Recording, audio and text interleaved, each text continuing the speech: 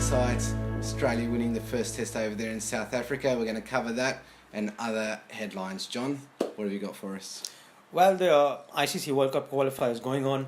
Zimbabwe, UAE, Ireland, and Scotland all registering victories, impressive ones at that. Afghanistan getting toppled by a brilliant Scotland fight back. Callum McLeod making 157 not out. So that is big news in the Associate World Cup qualifying stage. New Zealand will have to come from behind to beat England in the one-day series. The fourth one-day getting underway tomorrow. So New England leads the series 2-1. Mm-hmm. And to round it off is the Australia-South Africa's one, a really big one. Australia winning that by 118 runs. As much as impressive as that victory was, off-field incidents also dominated that. Your thoughts, Dan? Yeah, just starting with the cricket, I thought an excellent performance from Australia. Really high quality. The batting wasn't overly impressive as much as certainly the bowling in South Africa's first innings was, Australia's bowling. But really impressive performance from Mitchell Marsh. It's the best I've probably seen him bat, even taking into account his 181 in Perth. Right. Really excellent innings in 96, just getting Australia to a really competitive score, and then the bowlers did the rest from there. Right. Mitchell Marsh, I never gave him much thought actually before the series, but he really put his hand up and could counter it, and I think that innings was the difference. And once South Africa fell behind the 8-ball, 160 in their first innings, they were always playing catch-up. But it was always going to be an uphill task after that. But as I mentioned in our preview last week, Maharaj was going to play a key role, and he did that with 9 wickets in the match. So I think he actually outshone Nathan Lyon. Yeah, he probably did. Lyon took those crucial 2 wickets just to get the ball rolling when he got 2 wickets in his first over. But overall, Maharaj probably was the pick of the spinners. And I mean, it's good to see for South Africa. Gave their attack a little bit of balance, and he did bowl well. Right. And what have you got to say about Mitchell Starc? We said this last week with Mitchell Starc, his ability to clean up the tail is just so valuable for any team. I mean, Wasim Akram was brilliant at it.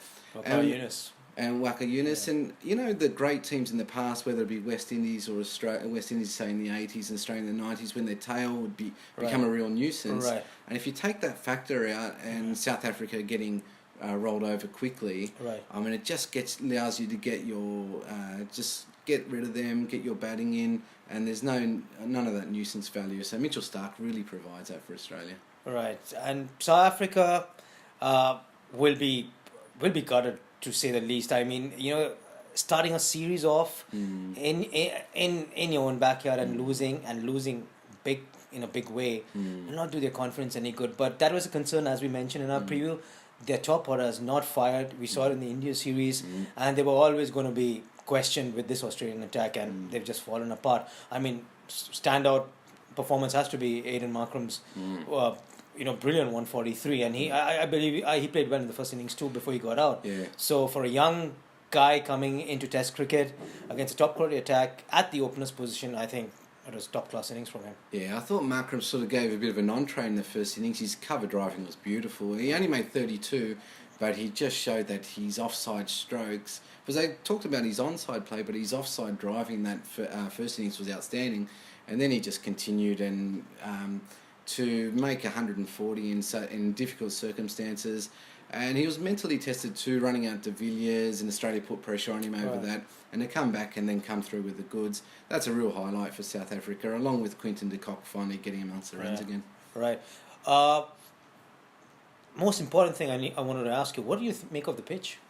I thought the pitch was all right. It was a little bit slow early on, and it got a little bit fast as the test wore on, and it held together pretty well. So I thought the pitch was a little bit bland on the first day, but it made for good, tight, hard-working Test cricket, and overall I thought it was all right. All right. And there you have it, Australia winning the first test by 118 runs, and clearly it shows the difference over here, which we spoke about before. An Australian team's preparation, I know I'm bringing this in, against an Indian team's preparation. Australia, playing on similar conditions, came a week earlier, had a practice match, and they were up for it when the battle began.